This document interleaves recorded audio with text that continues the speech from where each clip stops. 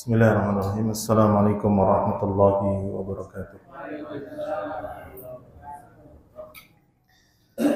Alhamdulillah wa kafa wa nusalli wa nusallim ala nabiyil mustafa sayyidina wa habibina wa syafi'ina wa maulana Muhammad wa ala alihi wa sahbihi wa sallama tasliman mazida. Allah subhanahu wa ta'ala ya ayyuhalladzina amanu ittaqullaha haqqa tuqatih wa la tamutunna illa wa antum muslimun. Rabbi shrah li sadri wa yassir li amri wahlul 'uqdatam min lisani yafqahu qawli, amma ba'du. Hadirin wal hadirat jamaah Bapak Ibu sekalian, yang semoga senantiasa dirahmati oleh Allah Subhanahu wa taala. Sehat semua ya Pak ya, Bu? Alhamdulillah. Suasananya adem, dingin malahan. Iya, malam hari ini insyaallah akan kita bahas terkait masalah akidah. Karena kemarin kita sudah bahas fikih di pekan ke-5 dan pekan ke-1 ya. Takutnya bosan bahas fikih lagi, Pak. Nah, kita selingi dengan nilai-nilai akidah sebagai prinsip hidup kita, sebagai pegangan hidup kita, karena orang hidup itu butuh keyakinan. Bapak Ibu sekalian, sebagaimana kita tahu bahwa rukun Islam ada 5. Rukun Islam ada, yang pertama apa? Syahadat asyhadu an la ilaha illallah wa asyhadu anna Muhammadar Rasulullah.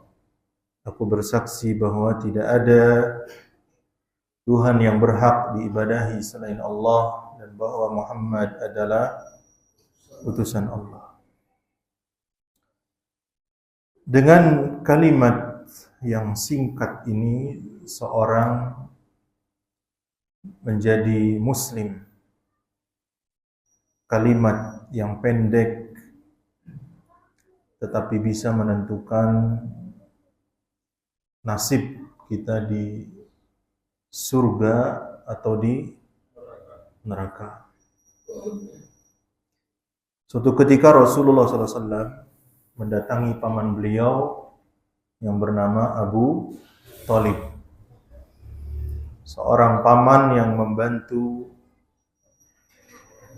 menyokong kehidupan Nabi. Tetapi ketika beliau mendakwahkan Islam, Abu Thalib ini tetap tidak mau masuk Islam dan masih meyakini agama pagan, penyembah berhala. Di saat sudah mulai sakaratul maut, Abu Thalib dikunjungi oleh Nabi. Beliau berdiri di samping Nabi dan ingin menuntun syahadat, talqin. Beliau ucapkan, ya ammi qul la ilaha illallah kalimatan uhajju laka biha indallah. Wahai pamanku, ucapkanlah la ilaha illallah, suatu ucapan yang aku nanti punya alasan di hadapan Allah. Alasan apa, Pak? Bahwa paman beliau sudah masuk Islam. Ternyata Abu Thalib ya, dalam kondisi seperti itu dah mau sekarat, melihat ya, Abu Jahal dan kawan-kawannya. Mereka berkata, atarghabu an millati Abdul Muttalib? Apakah kamu sudah membenci agamanya Abdul Muttalib? Nah, dalam posisi seperti itu bingung, bimbang. Akhirnya sampai Abu Thalib ya, meninggal dunia dalam keadaan tidak masuk Islam. Maka Rasulullah SAW bersedih. Maka Allah kemudian menurunkan ayat innaka la tahdi man ahbabta walakinallaha yahdi man yasha. Sesungguhnya engkau tidak bisa memberi hidayah kepada siapa yang engkau cintai, tetapi Allah memberikan hidayah kepada siapa yang Allah kehendaki. Ya. Pak, kalau perkara duniawi, perkara kauniyah di alam semesta ini, entah kekayaan, jabatan, ya, pangkat, ya, kemakmuran, apa aja, itu Allah tidak membeda-bedakan antara orang beriman dengan orang tidak beriman. Yang ahli taat, Allah bisa berikan kekayaan, Pak. Ya. Ada seorang yang bernama Sulaiman Ar-Rajihi. Siapa namanya?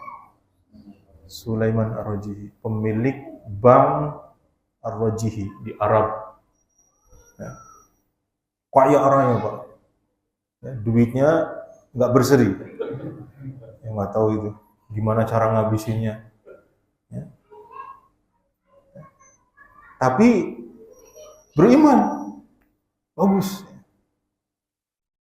Kalau dulu zaman sahabat Utsman bin Affan, kaya. Ya, kaya raya. Abdurrahman bin Auf, kaya, Pak. Memang terah kaya ya. Dulu waktu hijrah dari Mekah ke Madinah nggak bawa apa-apa. Cuma bawa yang bisa dibawa. Sampai di Madinah, Nabi persaudarakan dengan Sa'ad bin Rabi. Ya, ini cara Nabi mempersatukan Muhajirin dan Ansor, pendatang sama tuan rumah.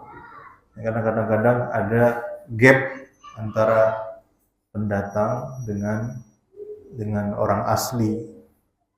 Ya, padahal kita pun kalau nggak jadi pendatang, ya orang asli. Ya. Makanya tidak boleh kita terlalu hulu dengan kesukuan, hulu dengan daerah, ya. Nggak boleh berlebihan. Kalau cinta daerah itu sudah fitrah, Pak. Nggak bisa dihilangin, Pak. Ya, kalau Pak Abdullah lahir di mana? Sumedang. Ya, itu kalau Sumedang lawan Arema, udah pasti belain Arema. Seandainya, gitu. Atau Persib lah ya. Indonesia versus Arab Saudi, Pak. Menang nggak? Alhamdulillah. Berapa, Pak? 2-0. Untung kuota haji nggak dikurangin apa ya? Cinta daerah, cinta tanah air, cinta kelahiran itu fitrah, nggak bisa hilang. Tapi kalau Anda berlebihan mencintai, lalu memandang orang yang datang itu rendah, nanti suatu saat Anda pun akan datang di suatu tempat, iya Pak ya? Kalau kita nggak jadi orang asli, jadi pendatang. Maka Rasulullah ingin menghilangkan gap itu, ya, karena antara Mekah Madinah itu sekitar 400-an kilo, mungkin dari sini ke Jogja, ya orang asli. Maka dipersaudarakan dengan Sa'ad bin Rabi,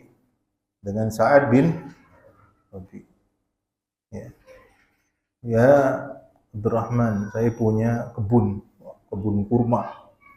Ya, seabrek-abrek, ambil setengahnya buat kamu, setengahnya masih buat saya. Ya Abdurrahman, saya punya istri 2. Nah, kalau orang kaya, istri 2 pantas apa ya? Nah, mana yang kamu mau, saya ceraikan, nanti setelah selesai iddahnya, kamu nikahi. Saking deketnya, Bang. Persaudaraan yang seperti itu. Ya. Kalau orang sekarang, hampir-hampir nggak ada. Ya. Pak, saya sangat sayang dengan sampean, saya dekat dengan Anda. Saya punya rumah 3, ambil mana yang mau, mana. Saya punya motor 2, silakan ambil, mana yang mau. Hampir-hampir nggak ada, Pak. Ya, itu persaudaraan yang luar biasa.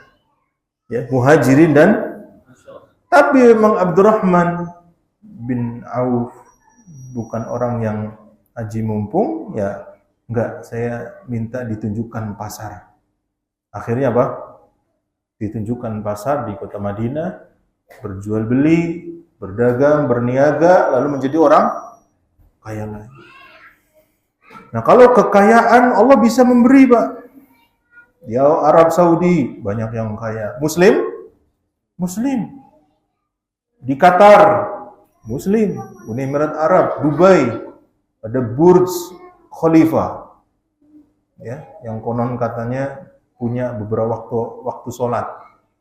Ya, jadi kalau kita naik lift, ya, di bawah itu matahari udah tenggelam. Begitu naik ke lift berapa, matahari kelihatan lagi, Pak.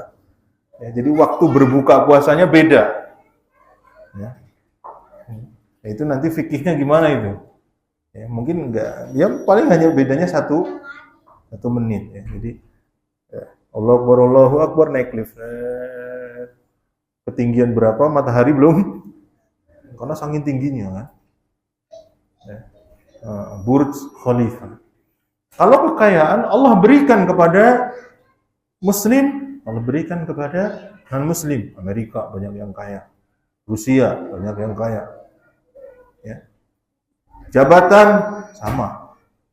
Ya. Fir'aun pernah berkuasa. Jadi kalau kita pernah berpikir, kenapa ya Pak Ustadz? Ada orang ahli maksiat, ada orang non-Muslim kok Allah berikan dunia. Sedangkan kita yang Muslim, yang taat, begitu azan langsung sholat, ya, kita ahli sedekah, kita ahli tahajud, kita ahli Quran, kok gini-gini aja. Nah, kadang-kadang kan seperti itu, Pak. Setan membisikkan ke dalam hati seorang Muslim. Asy-syaitanu ya'idukumul faqra wa ya'murukum bil fahsya. Setan itu menyuruh, memberi was-was dengan kefakiran. Ente Muslim fakir, masuk agama lain aja. Kan gitu ya? Itu setan tuh, Pak. Padahal dalam perkara-perkara seperti itu Allah nggak beda-bedain. Allah nggak bedain. Memang perkara duniawi. Ya, itu berlaku dengan sebab akibat. Ini namanya hukum kauni. Ya.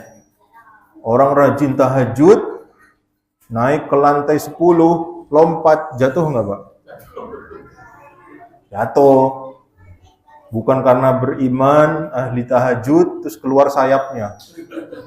Terbang. Gitu. Enggak, Pak. Ya, itu namanya hukum kauni. Yang non-Muslim lompat lantai 10 jatuh ya jatuh. Itu namanya hukum kauni. Enggak bisa berubah. Walan tajida li sunnatillahi tabdila. Kau tidak akan mendapati hukum kauni itu berubah. Tetapi kalau keimanan, keislaman, itu hanya Allah berikan kepada orang-orang yang Allah kehendaki. Hanya Allah cintai. Wa kana bil mu'minina rahimah. Ya, kalau kayak gini kita merasa, oh iya, kita ini lagi disayang sama Allah. Ya, kita lagi disayang sama Allah, Pak. Jadi kita ini disayang sama Allah. Ya, kalau ditanya orang Indonesia ini disayang sama Allah enggak? Wah, disayang, Pak. Jutaan manusia Muslim. Ya. Asia Tenggara ya 250-an juta yang Muslim. Konon katanya sudah mau disusul sama Pakistan ya, atau Bangladesh. Karena Muslim kita angka kelahirannya menurun, cenderung menurun, mereka naik. Ya. Harusnya kita pertahankan. Ya, makanya sampai di Madinah, kalau beli apa-apa nggak usah nuker real, Pak. Nggak usah. Pakai duit. Ya, Soekarno-Hatta itu aku. Masih laku. Ya, kalau dulu kan Jokowi, mungkin sekarang Prabowo gitu. Udah ganti kayaknya. Ya. Laku, Pak, laku. Saking umat Islam Indonesia itu banyak. Berarti kita dicintai oleh Allah. Jangan punya suudzon Allah nggak cinta sama kita. Nggak boleh. Dengan keimanan ini akan menjadi tiket yang paling berharga di hari yang sangat mencekam setelah Allah wafatkan kita li yaumin azim, pada hari yang besar, yauma yaqumun nasu li rabbil alamin, pada hari di mana manusia berdiri di hadapan Sang Pencipta, di hadapan Allah Azza wa Jalla. La yatakallamun, mereka tidak bisa sanggup berbicara, illa man adina lahu ar-rahmanu wa qala as-sawaba, kecuali yang Allah izinkan dan pasti mengucapkan ucapan yang benar. Ya, jadi nggak bisa, Pak. Pada hari itu di padang mahsyar manusia mendatangi para nabi. Para nabi berkata, nafsi, nafsi, aku ngurusin diriku sendiri, Pak. Ya, kalau di dunia masih kenal orang dalam, ordal. Kalau di sono nggak bisa, Pak. Modalnya apa? Modalnya iman. Ya, kita nggak bisa harta benda. Triliunan duit, kita mati dibawa nggak? Enggak. Yang kita bawa apa? Iman, amal soleh. Ya, yang kita bawa adalah iman dan amal soleh. Itu yang berharga. Ya, makanya orang-orang kafir pada hari itu mereka ingin dibalikan ke dunia. Kalau seandainya diberikan penangguhan sedikit, mereka menjadi orang baik. Rabbi laula akhartani ila ajalin qarib, wahai Rabbku, seandainya aku dikembalikan lagi ke dunia, fa asaddaqa wa akum minas salihin, aku akan banyak bersedekah dan menjadi orang baik. Kalau di dunia mah masih petantang petenteng, ya, ngandelin bintang, ngandelin apa lagi, Pak? Yang bintang 4, bintang 5, kita bintang 7, Pak, ya. Nggak ada, Pak, kenal orang dalam nggak bisa. Kecuali Anda beriman, Anda nanti dikenali oleh Nabi SAW. Innakum ya'tuna yawmal qiyamah ghurran muhajjalina min atharil wudu. Sungguh kalian datang pada hari kiamat, ya, seperti kuda yang putih, ya, sedangkan yang lainnya hitam karena bekas wudu.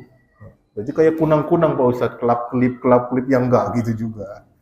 Ya, bercahaya. Ya, bercahaya. Oh, ini beriman nih. Ini muslim nih. Ini umatnya Rasulullah SAW. Disitulah hari, dan semua pasti, semua dari kita akan mengalaminya. Cuman kan kita belum ngalamin, Pak. Ya. Ya. Kita pasti akan mengalami. Za'amal ladzina kafaru an la yub'atsu. Orang-orang kafir mereka menyangka tidak akan dibangkitkan oleh Allah. Qul bala wa rabbi latub'atsunna thumma latunabba'unna bima 'amiltum wa dzalika 'ala Allah yasir.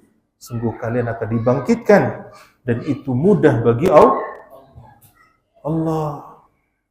Ya. Nah, maka kita perlu persiapan untuk itu. Ya, maka Allah mencintai orang-orang beriman. Ya, maka perlu kita jaga akidah ini. Ya. Nah, setelah itu, setelah kita masuk Islam, tentu kita harus memahami apa tujuan hidup kita di dunia. Ya. Karena kadang-kadang orang bingung tujuan hidupnya mau ngapain. Ya. Kalau orang-orang yang tidak beriman kan bingung, Pak. Ya, orang itu akan nyari sesuatu yang belum dia dapat. Yang nggak punya, pengen punya. Kayaknya enak kalau punya duit, ya. Yang punya duit pengennya apa, Pak? Bingung, pengen ngabisin duit, jalan-jalan kemana-mana. Dia mencari tujuan hidup. Dia mencari hidup tuh sebenarnya mau ngapain sih? Ya, seperti itu. Makanya Allah Azza wa Jalla berikan, ya, tujuan hidup itu kepada kita. Surah Adz-Dzariyat ayat 56. Wa ma khalaqtul jinna wal insa illa, tidaklah aku ciptakan jin dan manusia kecuali agar mereka beribadah kepadaku. Ya. Ibadah itu ada dua macam. Ada ibadah yang sifatnya mahdhah. Sifatnya apa? Mahdoh itu ibadah murni. Salat, baca Quran, zikir, puasa, haji, umroh itu ibadah mahdoh. Ada ibadah ghairu mahdoh, berbakti kepada orang tua. Gimana cara berbakti kepada orang tua? Kan nggak Allah jelaskan. Ya, kalau orang Jawa ya, kalau sama bapak, ibu ya pakai bahasa yang memuliakan. Kalau orang tuanya pakai bahasa ngoko, ya kita pakai bahasa kromo, jangan dibalik. Ya. Kalau orang Jakarta nggak ada kromo, nggak ada apa, ya bahasa yang bagus. Kalau sama temen lo, gue pantas. Kalau bapaknya, Pak lo gimana? Nggak boleh. Itu. Berbakti kepada orang tua itu ibadah ghairu mahdoh. Suami memberi nafkah kepada istri. Kan kemarin kita bahas hak-hak suami istri, hak dan kewajibannya. Haknya suami berarti kewajiban istri. Haknya istri berarti kewajiban harus seimbang. Ya. Jangan kita menuntut hak lupa kewajiban. Itu ibadah yang lama, Pak. Ibadah ghairu mahdoh. Nah, kalau kita meresapi itu, kita berjalan dari ibadah satu ke ibadah yang lain. Gak cuma orientasinya sholat saja, tapi berbuat baik kepada tetangga. Man kana yu'minu billahi wal yawmil akhir falyukrim jarahu. Siapa yang beriman kepada Allah dan hari akhir, muliakan tetangganya. Itu ibadah. Man kana yu'minu billahi wal yawmil akhir falyaqul khairan aw liyasmut. Siapa yang beriman kepada Allah dan hari akhir, ucapkan kata-kata yang baik. Ibadah. Kita mau bikin status yang jelek-jelek, nggak jadi karena ingat berkata yang baik atau ibadah. Ya, berbuat baik kepada orang. Ya, memuliakan tamu. Man kana yu'minu billahi wal yawmil akhir falyukrim dhaifahu. Muliakan tamu. Ya.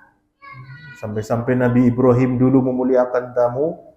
Ketika datang dua malaikat, tiba-tiba datang dua orang lalu dijamu oleh Nabi Ibrahim. Faja'a bi'ijlin samin. Disembelihkan apa, Pak? Onta. Ada tamu disembelihin onta. Kalau ada tamu datang ke rumah Bapak nyembelihin apa? Jadi Nabi Ibrahim tamu disembelihin onta. Bi'ijlin samin faqarrabahu ilaihim qala ala ta'kulun. Dihidangkan, dimasak, diberikan kepada tamunya. Mereka enggak mau makan. Fa'aujasa minhum khifah. Nabi Ibrahim takut. Wa basyaruhu bi ghulamin halim. Lalu tamunya memberi kabar gembira, kamu nanti punya anak yang penyayang. Lalu Nabi Ibrahim udah tua. Ya, udah sepuh. Ya. Akhirnya punya anak Nabi Ismail dari Hajar. Ya. Itu. Jadi memuliakan tamu ibadah, ghairu mahdoh. Ya, coba kalau kita meresapi itu. Dari ibadah yang mahdoh, waktunya ibadah mahdoh, kita mahdoh. Yang waktunya ibadah ghairu mahdoh. Ibadah terus. Karena kalau makna wa ma khalaqtul jinna wal insa illa liya'budun, dan tidaklah kuciptakan jin dan manusia melainkan agar mereka beribadah kepadaku. Hanya yang mahdoh saja, salat, puasa, zakat, haji, sedikit sekali waktunya, Pak. Salat kalau di total sehari berapa jam itu? Sejam ya? Tergantung kalau salatnya. Anggaplah kalau di total 5 waktu sejam setengah anggaplah ya. Tapi kan 24 jam itu buat apa? Ya kan? Ya. Jadi orang mencari nafkah ibadah ghairu mahdoh. Ya. Kalau semangat. Saya lagi mencari nafkah, semangat karena lagi ibadah, enggak sia-sia. Seorang istri ingin berbakti kepada suaminya, ibadah bukan? Ibadah, semangat. Pak, pagi-pagi mau minum apa? Mau kopi, susu, jahe? Kopi apa ini? berkhidmah kepada suaminya, ibadah, enggak sia-sia. Masya Allah. Kalau kita mau menghayati itu, maka ayat ini baru bisa kita amalkan. Ya. Nah, tapi ibadah itu hanya diterima oleh Allah kalau kita terlepas dari segala bentuk kesyirikan, di mana kita menduakan Allah Subhanahu wa ta'ala, baik syirik besar atau syirik kecil. Syirik besar itu ya jelas memalingkan ibadah kepada selain Allah. Kalau dulu orang menyembah matahari, bulan, bintang, menyembah berhala, menyembah patung, menyembah macam-macam, itu memalingkan ibadah kepada selain Allah. Atau syirik kecil seperti ria, mengharapkan agar dilihat oleh orang, agar dipuji oleh orang, ya. Jadi imam, ya, biasanya baca kulhu. Begitu makmumnya camer, bacanya alif lam mim. Alif lam mim, danikul kitab. Karena di belakang ada camernya. Talon ber.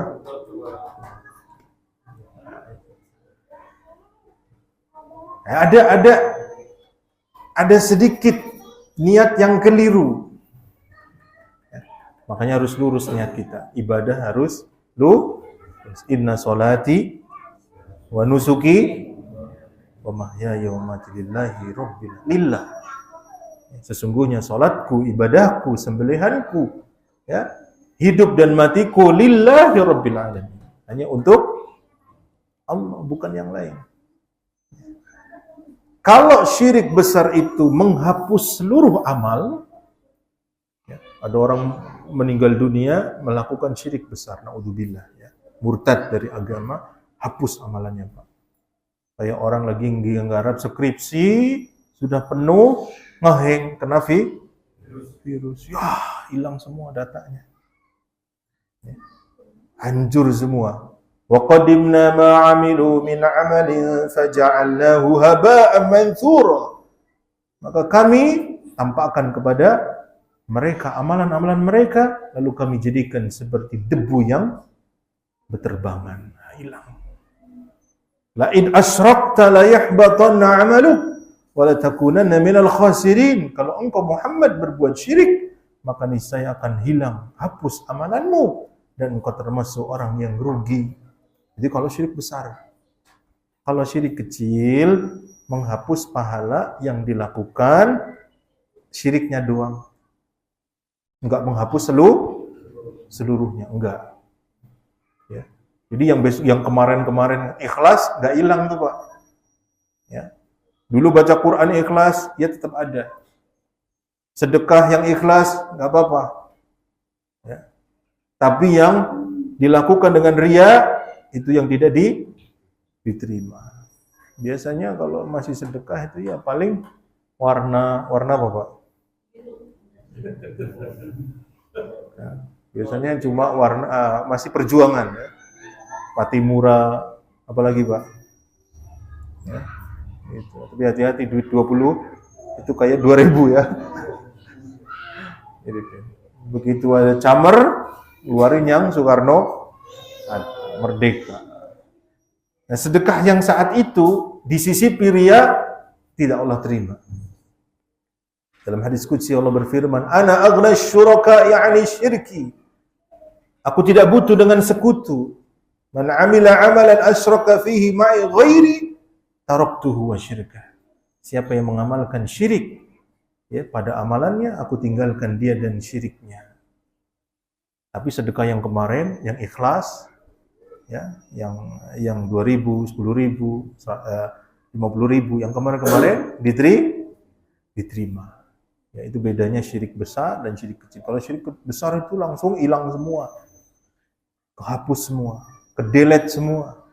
Kalau ini enggak, yang kemarin-kemarin masih ada. Ya. Karena itulah Ibnu Abbas berkata, "Wa ma khalaqtul jinna wal insa illa liya'budun." Dan tidaklah aku ciptakan jin dan manusia melainkan agar mereka beribadah kepadaku, ai liyuwahhidun, yaitu agar mereka bertauhid kepadaku. Ya. agar mereka bertauhid kepadaku. Ya, dan itu adalah inti dakwahnya para nabi dan rasul. Seluruh para nabi mendakwahkan tauhid, ya, monoteisme, ya, mendakwahkan tauhid monoteisme. Ya, hanya beribadah kepada Allah Subhanahu wa taala. Dan tauhid itulah yang masuk akal, Pak. Ya. Tauhid itulah yang masuk akal. Masuk akalnya gimana? Kadang-kadang kan kita pikiran kalau tauhid itu akidah itu ya diyakini saja, enggak. Akidah itu bisa pakai logika, Pak. Ya. Coba kita logika tentang ketuhanan, konsep ketuhanan, Pak. Pak, kira-kira meja ini ada yang buat atau tiba-tiba ada sendiri? Ada yang buat. Sepakat? Ini masjid, tiang masjid, semuanya ini. Ada yang buat apa enggak? Ada yang buat. Gelas, handphone, baju kita, pasti ada yang buat. Masuk akal? Ya pasti. Karena sesuatu yang ada, harus ada yang mengadakan. Betul? Sesuatu yang wujud, harus ada yang mewujudkan. Kan gitu. Nah, kira-kira alam semesta ini, ya, kira-kira ada dengan sendirinya atau ada sang pencipta? Kalau cuma handphone saja ada yang buat, ya. Gimana dengan lalat, nyamuk? Ya. Innallaha la yastahi ayyadriba mathala ma ba'udatan fama fawqaha. Sesungguhnya Allah tidak memalu untuk memberikan permisalan, ya, nyamuk dan apa yang lebih dari nyamuk. Ada seorang ateis, Pak, orang luar, ateis, dia tidak mengakui adanya Tuhan. Suatu ketika dia ada penelitian terhadap nyamuk. Dia amati, dia teliti, karena ilmuwan. Dia teliti, ternyata nyamuk itu, ya, dia bertelur di mana? Di air, sampai menjadi jentik-jentik, kemudian dia mencari mangsanya, menghisap darah. Itu begitu bertelur, induknya kabur. Nggak pernah ngurusin, nggak pernah apa-apa, nggak pernah ngajarin. Nanti kalau mau gede, ya, nyari, ya, orang terus sedot darahnya, itu nggak pernah, Pak. Ya. Tapi seperti itu. Kok bisa dia berpikir? Kok bisa? Siapa yang memberikan ilham seperti itu? Ya. Terus orang ateis. Lama-kelamaan pasti ada faktor X, kalau dia bahasanya begitu, yang memberikan ilmu, memberikan ilham. Ya. Dan dia lakukan eksperimen, dipisah dari induknya apa, tetap nggak hilang sifat itu, sifat alami, naluri alami. Ya. Kalau naluri alami, nyamuk A dari induknya B, B dari C, C dari nenek moyangnya. Nenek moyangnya dari siapa? Kan pasti ada yang mengajari. Pasti ada yang memberikan ilmu. Masya Allah. Hanya dengan nyamuk dia masuk Islam. Masya Allah. Ya, luar biasa. Ya. Ini sekarang ada paper, ya, sebuah studi di luar negeri, penelitian yang menunjukkan bahwa sayap lalat itu ada penawar dan ada obat. Yang bukti kan orang luar, Pak. Kita kan lagi banyak lalatnya nih, Pak, ya. Itu 14 abad lalu Nabi sudah menyampaikan, idza waqa'a dzubabu fi ina'i ahadikum. Nabi bersabda, kalau ada lalat yang masuk ke tempat minum kalian, ya, lalat masuk, minum nggak ya? Nggak usah deh. Maka celup. Falyaghmishu kullahu. Fa inna fi ihda janahaihi da'an wa fil akhari shifaan. Kata Nabi, salah satu sayapnya ada penyakit, satunya ada penawar. Yang nemuin orang barat, abad sekarang, Pak. Masya Allah. Nyamuk, dan kita belum pernah tahu ada nyamuk diare, ya, Pak, ya. Padahal makanannya kotor. Subhanallah. Masa yang menciptakan nyamuk seperti itu ada nyawanya, terbang, wong. Coba ya, siapa yang penemu yang bikin Tesla siapa? Siapa namanya? Elon Musk. Coba suruh dia bikin drone yang kecilnya sekecil nyamuk atau lalat. Bisa menangkap apa gitu. Coba bayangkan. Kita tidak sampai berpikir seperti itu. Kalau itu sebuah teknologi, harganya mahal nggak? Mahal sekali. Ya, tapi kalau kita nyamuk, mati. Tapi menciptakan nyamuk, luar biasa. Terbang, gigit.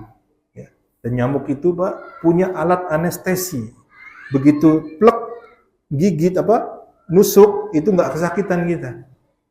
Begitu dia udah nyedot getihnya, baru, getihnya bahasa Jawa ya. Getih itu apa? Darahnya baru gatel. Itu ada anestesinya. Masya Allah, nyamuk. Ya ada alat pengebornya. Luar biasa. Ya. Masa handphone ada pencipta? Masjid ada pencipta, gedung ada yang membuat gitu. Masa alam semesta ini tidak ada yang menciptakan? Pasti ada sang pencipta. Ya. Sudah? Oke. Maka ketika meyakini ada sang pencipta, tinggal pertanyaannya pencipta itu 1, 2, 3, 4, 5, apa 10? Kan begitu Pak ya? Maka kira-kira pencipta itu 2 bisa nggak? Yang namanya Tuhan itu maha kuasa. Ya. Kalau ada 2 Tuhan, kira-kira berantem nggak tuh? Yang satu akan membunuh yang lain. Ya. Maka mau tidak mau, sang pencipta itu 1. 2 mustahil, 3 apalagi, 5 mustahil. Ya, nggak mungkin. Makanya disitulah dakwahnya para nabi dan rasul untuk bertauhid. Tauhid itu monoteisme. Mengakui keesaan tunggalnya sang pencipta. Maka untuknya kita beribadah. Enggak mungkin. Ngapunten, yang ahli kitab Yahudi meyakini Uzair sebagai Tuhan selain Allah, sebagai anak Allah. Orang-orang Nasara mereka meyakini Nabi Isa sebagai anak Tuhan. Maryam sebagai bunda atau ibu. Itu bayangkan, itu perbuatan yang luar biasa. Ketika Allah menciptakan Nabi Isa alaihi salam, Allah ingin menunjukkan bahwa Allah sanggup menciptakan sesuatu tanpa sebab. Kalau kita makhluk nggak bisa, Pak. Pengen kenyang, makan. Betul? Pengen nggak haus, minum. Harus ada sebab. Pengen duit, kerja. Kan begitu ya? Ada sebab. Ya. Pengen mulasnya hilang, ya nongkrong. Kan begitu?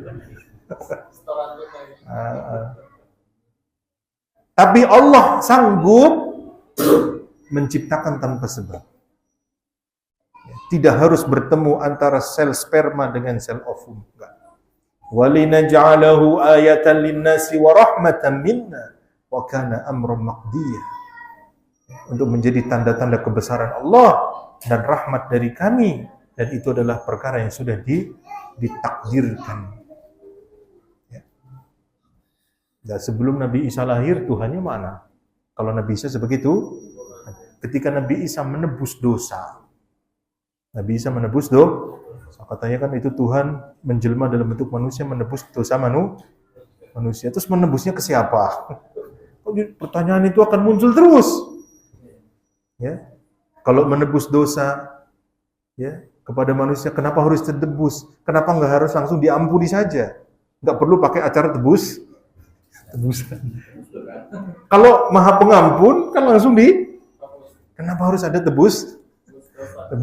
Kemudian ketika disalib nggak bisa melawan, kan versinya mereka untuk menebus.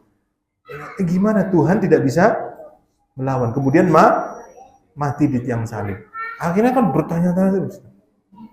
Makanya di Eropa yang mereka cerdas-cerdas semakin berpikir, akhirnya menjauh dari agama atau agnostik, tidak mau beragama. Makanya gereja sepi. Apunten. Ya, itu. Nah ini. Kemudian Nabi Isa sebelum lahir, mana Tuhannya? Ya. Kemudian Maryam ketika akan melahirkan dalam keadaan wahnan ala wahnin, lemah di atas kelemahan. Masa Tuhan terus. Ya. Itu yang ahli kitab Yahudi, Nasrani. Apalagi agama lain. Ya. Makanya begitu bodoh, begitu tidak masuk akal seorang muslim itu aneh sekali, Pak. Malah nyembah patung. Patungnya dia yang bikin. Makanya ada cerita lucu, sebagian sahabat dulu kekonyolannya ketika masa jahiliyah, mereka membuat patung dari adonan roti. Ya. Begitu sudah lapar apa? Tuhannya dimakan. Ya Allah. Gitu. Kan gak masuk akal, Pak. Anda kalau mau bergizi, makan ayamnya. Biar Anda sehat, dapat protein. Ayamnya dikasih sesajen buat patung. Ya Pak ya? Kalau mau berpikir kan seperti itu. Itu kan mubadir. Harusnya dimakan. Belinya pakai biaya. Nah itu Pak. Nah, apalagi nyembah patung. Makanya ini yang didakwahkan para nabi dan rasul. Walaqad ba'atsna fi kulli ummatin rasulan an ya'budullaha wajtanibut taghut. Dan sungguh kami telah mengutus pada setiap umat seorang nabi, seorang utusan. Mereka menyerukan agar beribadahlah kepada Allah dan jauhi peribadahan kepada selain Allah. Ya. Maka semua makhluk, Pak. Saya makhluk, sampean makhluk, diciptakan maksudnya. Matahari makhluk, bulan makhluk, bintang makhluk diciptakan. Nabi Muhammad makhluk, malaikat makhluk. Tidak boleh kita memalingkan ibadah kepada makhluk. Ibadah itu hanya untuk Sang Pencipta Al-Khaliq. Ya. Maka tidak boleh kita menyembah para nabi. Nabi Isa, Nabi Muhammad, la nufarriqu baina ahadin mir rusuli. Itu ikrar kita dalam surah Al-Baqarah. Kita tidak membedakan para nabi. Ini diangkat melebihi kadarnya. Makanya Rasulullah SAW mewanti umatnya, la tutruni kama atratin nasara ibn Maryam. Innama ana abdun faqulu abdullahi wa rasuluh. Janganlah kalian berlebih-lebihan memuji aku sebagaimana kaum Nasara memuji Isa bin Maryam. Faqulu Abdullah wa rasuluh. Katakanlah aku hanyalah hamba Allah dan Rasulnya. Nabi adalah Rasul. Jangan dihinakan. Ini bukan manusia biasa. Ini Rasul, utusan Nabi. Tapi jangan diangkat berlebihan. Ya, menganggap Nabi bisa mengabulkan doa. Menganggap Nabi Nabi bisa memberikan hajat, itu haknya Allah Azza wa Jalla. Maka kita pun tidak boleh berlebih-lebihan.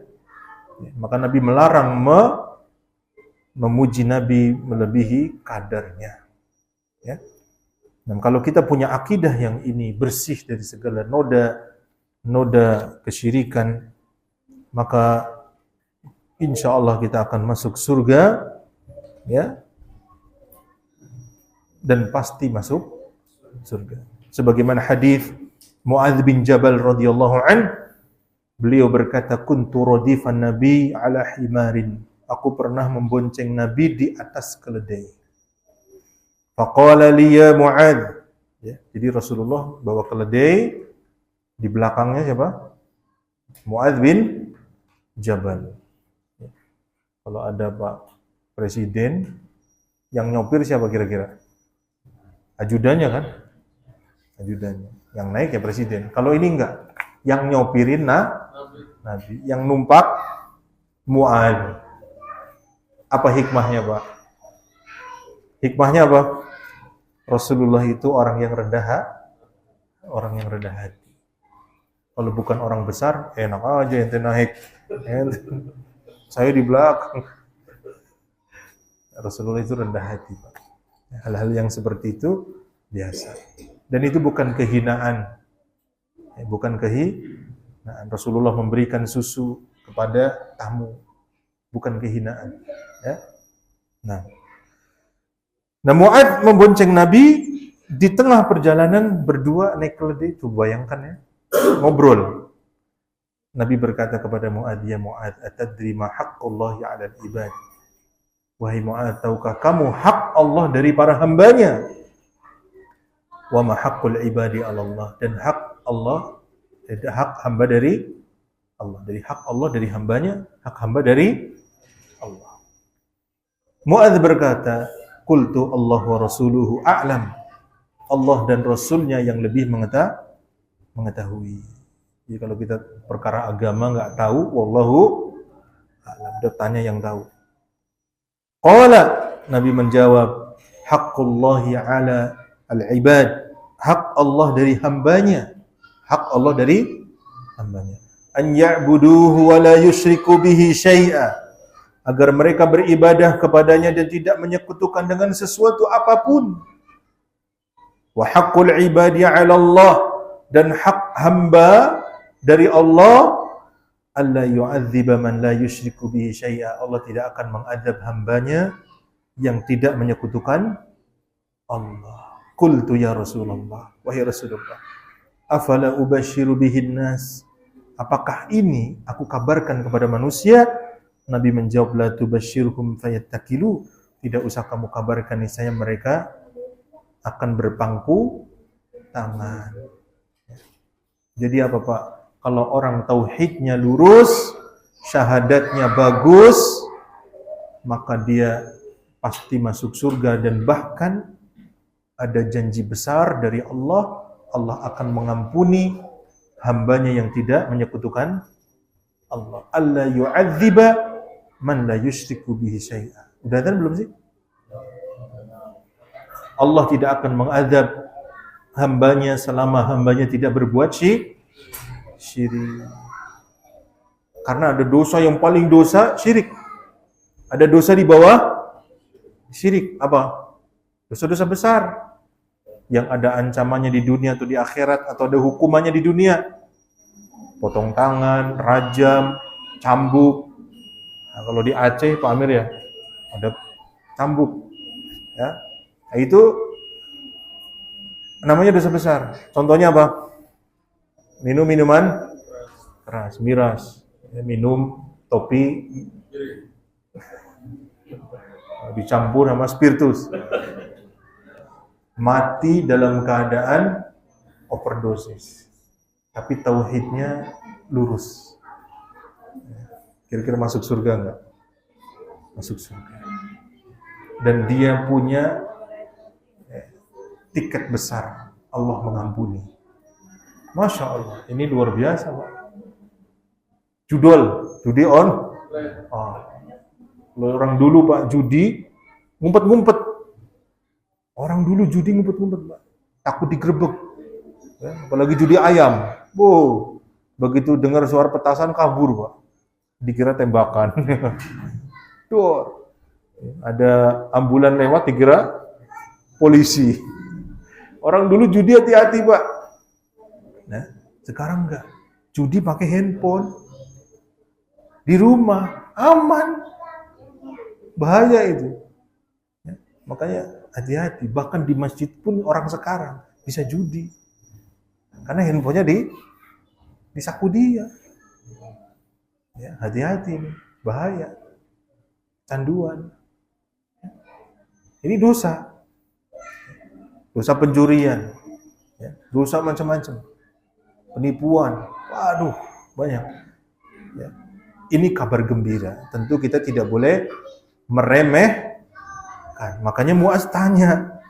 Ini kan kabar gembira sekali. Kalau ini dikabarkan kepada manusia, nanti ada orang yang lain dosa. Maka Nabi bersabda, la tubashirhum fayattakilu, jangan kamu kabarkan, niscaya mereka akan berpangku tangan. Ya udahlah, yang penting tauhidnya bagus, meskipun nyolong ya nyolong, meskipun nyuri. Jadi enggak seperti itu. Tapi pertanyaannya, hadis ini kan nyampe ke kita. Berarti Mu'adz ngasih tahu enggak? Sahabat ngasih tahu ke orang lain. Iya.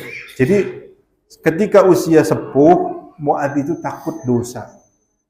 Karena ada satu dosa, yaitu menyembunyikan ilmu. Sehingga Mu'adz menyampaikan kepada generasi berikutnya, kepada orang lain, sampaikan sampai ke Imam Bukhari, ke Imam Muslim.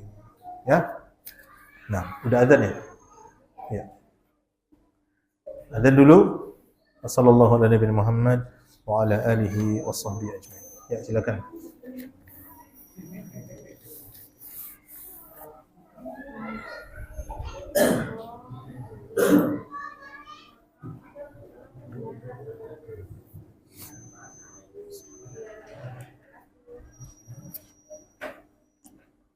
Allahu Akbar,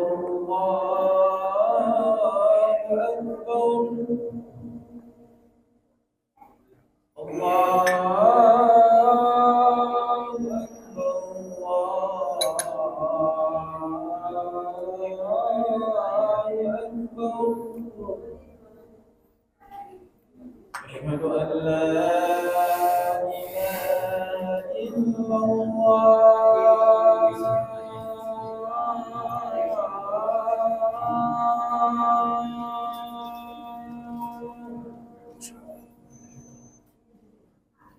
أشهد أن لا إله إلا الله.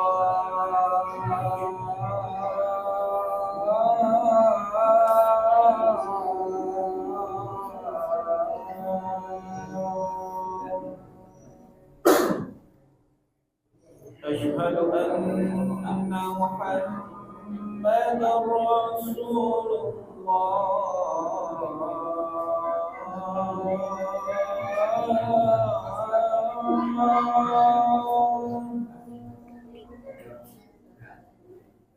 أشهد أن محمدا رسول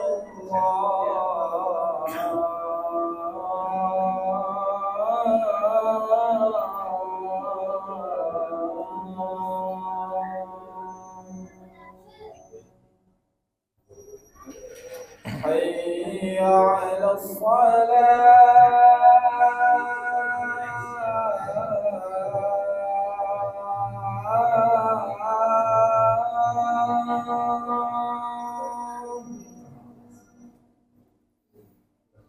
حي على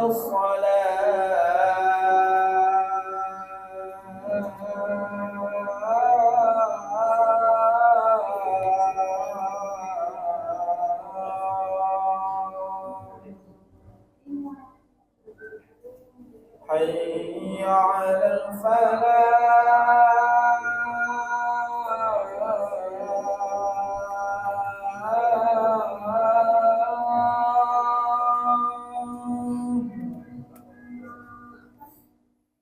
حي على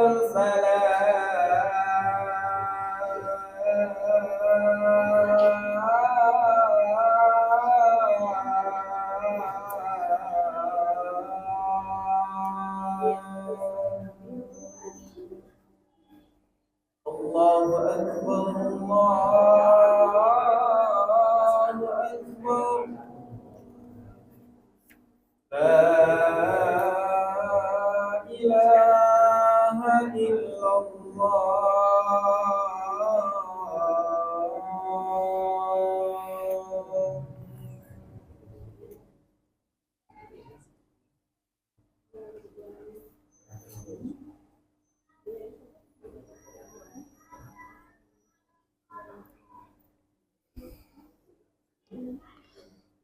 Alhamdulillah wassalatu wassalamu ala Rasulillah wa ala alihi washabbihi wa mawalah.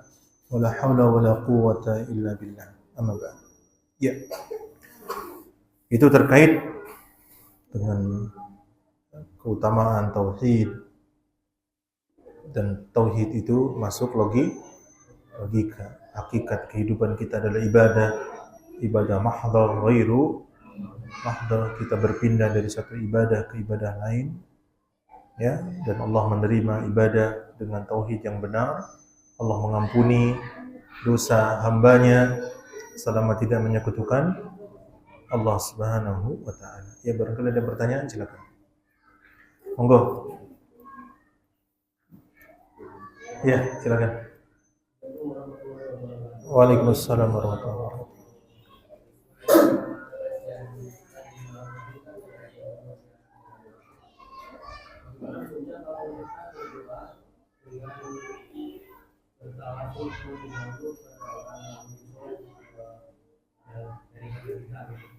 Nah. Waalaikumsalam warahmatullahi wabarakatuh. Bagaimana tawassul dengan orang-orang soleh? Ya. Tawassul itu ada yang disyariatkan. Ini ada 3 macam. Yang pertama, tawassul dengan menggunakan asmaul husna. Walillahil asmaul husna fad'uuhu biha. Dalam surah Al-A'raf Allah berfirman, milik Allah lah asmaul husna, dan berdoalah dengan asmaul husna. Jadi Allah Maha Pengampun, ya Ghafur ighfirli, ya Allah ampuni aku.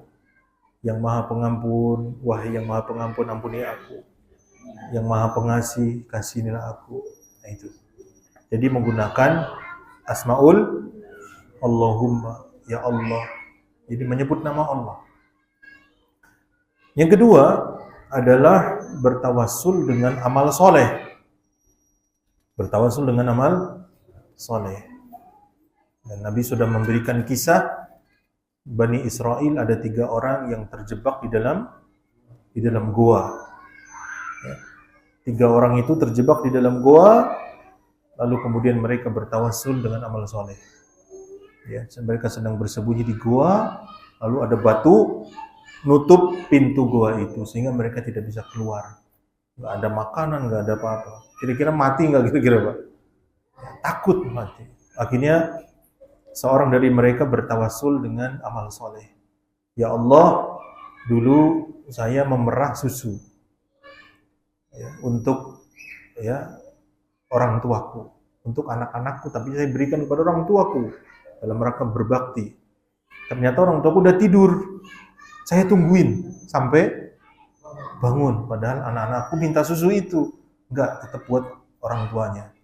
Sampai mereka bangun, kemudian saya berikan ke orang tua. Ya. Kalau itu ikhlas untukmu ya Allah, maka geserlah batu ini. Akhirnya batu itu geser, tapi belum bisa keluar. Langsung dijabahi doanya. Ya. Orang kedua bertawassul dengan punya pekerja. Ya, dia dulu pernah punya pekerja ya di rumah dia. Akhirnya orang ini pergi, belum dibayar upahnya, lalu uang itu, harta itu dibelikan kambing, akhirnya beranak, pinak kambingnya sampai 1 lembah. Begitu orangnya datang, ya, mana upah, dia minta upahnya, no, kambingnya semua dibawa. Ya. Padahal secara fikih, ya, dia hanya berhak apa? Iya, upahnya saja. Tapi karena dia saking baiknya, diberikan semua. Ya. Kalau itu ikhlas ya Allah untuk engkau, maka geser. Akhirnya geser, Pak. Yang ketiga, orang ketiga mengatakan, aku cinta sekali dengan seorang wanita, ya, anak dari pamanku, wanita yang aku paling cintai. Suatu ketika dia kesusahan, sehingga dia menjual dirinya. Ya. Lalu aku kumpulkan dinar yang banyak untuk membeli dia. Setelah aku beli, begitu akan melakukan perkara yang terlarang itu, sang wanita bilang, la takhtam La taftah al-khatam illa bihaqqihi. Jangan kamu buka cincin kecuali dengan haknya. Lalu dia takut kepada Allah, lalu ditinggalkan perempuan itu, ya, dia berikan semuanya hartanya kepada wanita itu karena takut kepada Allah. Seperti kisahnya Nabi Yusuf. Kalau ini ikhlas ya Allah, maka geser batu. Akhirnya batu itu geser. Akhirnya mereka bisa. Nah, ini jenis kedua. Ya, tadi Asmaul Husna, sekarang tawasul dengan amal soleh. Yang ketiga adalah tawasul kepada orang soleh yang masih hidup. Dengan cara apa? Dengan meminta doa. Ya. Abu Hurairah datang kepada Nabi, ya Rasulullah, doakan ibuku agar masuk Islam. Nabi berdoa, alhamdulillah ibundanya Abu Hurairah masuk Islam. Ya. Rasulullah ketika khutbah Jumat, datang orang Arab Badui. Ya Rasulullah, doakan, ya, kita ini kekeringan, ya, hewan-hewan ternak mati. Tolong doakan agar turun hujan. Maka di saat khutbah Rasulullah berdoa. Ya, dan tidaklah beliau turun dari mimbar kecuali sudah hujan. Sudah hujan. Masya Allah, langsung dijabahi. Begitu sholat, ya, pulang. Pekan depannya Jumat berikutnya datang lagi sholat Jumat hujan. Dia datang, ya Rasulullah, kita kehujanan seminggu. Repot juga. Ya, maka tolong doakan kepada Allah agar hujan ini pindah. Maka Nabi mengajarkan doa, ya. Ini doa menolak ya, bukan menolak sih, menggeser. Ya. Ini bisa. Jadi kita semua bisa jadi pawang nih, ya. Tapi dengan doa. Allahumma hawalaina la alaina. Ya Allah, hujani sekeliling kami, bukan di atas kami. Allahumma hawalaina la alaina. Ada tambahan lagi, Allahumma 'alal wadi, ya Allah hujanilah lembah-lembah. Wadh-dhirabi, ya, kemudian dataran rendah. Wal akam, perbukitan. Wal jibal, gunung. Wa butunil audiyah, dan juga perut-perut lembah. Ya, itu bisa digunakan untuk doa, ya, agar hujannya pindah. Jadi kita bisa tawasul dengan amal soleh. Ya. Minta doa orang yang masih hidup. Kita bisa minta doa, ayah, ibu tolong doakan. Enggak apa-apa. Ustaz tolong doakan. Wahai guru doakan. Enggak apa-apa. Ya, biar sembuh gitu. Tapi kalau doa maksudnya tawasul dengan orang yang sudah meninggal dunia, ini tidak pernah dilakukan para sahabat. Karena itu ketika para sahabat mengalami kekeringan yang hebat, mereka dulu minta doa kepada Rasulullah. Mereka tidak datang ke kuburan, ya Nabi, tolong doakan agar kita ini diberikan hujan. Tapi mereka datang kepada Al-Abbas bin Abdul Muttalib, paman Nabi. Mereka para sahabat minta agar Abbas bin Abdul Muttalib mendirikan salat istisqa. Makanya Al-Abbas kemudian berdoa agar minta diturunkan hujan, karena Al-Abbas itu termasuk ahli bait, dan Allah ijabahi dengan itu. Ya. Nah, itu yang dimaksud tawasul. Jadi Bapak bisa doa, ya Allah, saya sekarang lagi kesulitan. Saya dulu pernah nolong orang susah. Dengan barokah menolong orang itu, ya Allah, tolong berikan kemudahan saat ini. Itu boleh tawasul dengan amal soleh. Kira-kira begitu. Allahu a'lam bishawab. Ada pertanyaan lagi? Ibu-ibu, silakan Bu. Ada? Ya, silakan. Waalaikumsalam warahmatullahi wabarakatuh.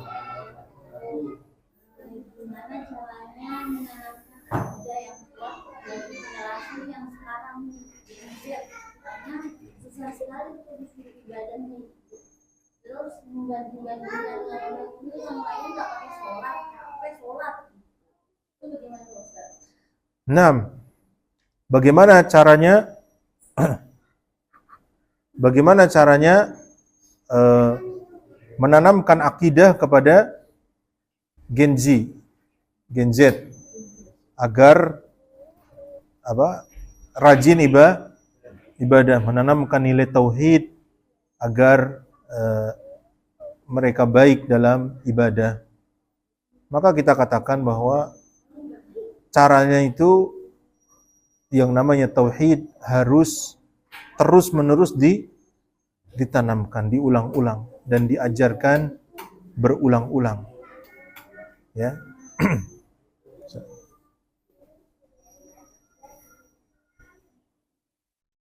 Iya. Lanjut ya, dengeran ya. Nah. Jadi harus selalu ditanamkan berulang-ulang. Ya. Bagaimana kalau sekarang dia udah gede? Tetap tidak ada kata terlambat menanamkan nilai-nilai akidah, nilai-nilai tauhid kepada anak. Wabil khusus di saat anak-anak itu bisa dekat dengan kita. Contoh, ketika mau tidur. Itu waktu baik agar masuk ke otak bawah sadar. Ketika makan, itu lagi bareng, masukkan ke situ nilai-nilai akidah. Ketika pergi, ya, staycation, jalan-jalan, ya, tanamkan akidah. Ini Mu'adz bin Jabal tadi dalam posisi bareng dengan Nabi, jadi berkesinambungan terus. Ya, menanamkan akidah itu tidak sekali dua kali, tapi terus menerus. Dan pahamkan kepada anak bahwa ibadah itu kita yang butuh, bukan Allah yang butuh. Ya. Karena kenikmatan itu bukan hanya kenikmatan materi, tapi kenikmatan batin. Ya. Sehingga nanti dia juga diharapkan ketika sudah dewasa, dia paham maksud dari ibadah. Ala bi dzikrillahi tatmainnul qulub. Ketahuilah dengan mengingat Allah hati menjadi tenang. Ya. Karena kalau sudah, ya, karena kan anak-anak itu mikirnya kan realistis, masih nggak usah gitu. Dia belum berpikir bahwa ketenangan batin itu sangat penting. Bahkan itulah kekayaan hati yang sesungguhnya. Laisal ghina an kathratil arad, walakinnal ghina ghina nafsi, kata Nabi. Bukanlah kekayaan itu dengan banyaknya harta, tapi dengan jiwa. Ya.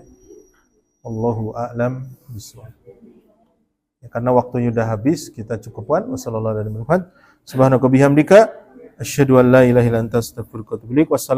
warahmatullahi wabarakatuh.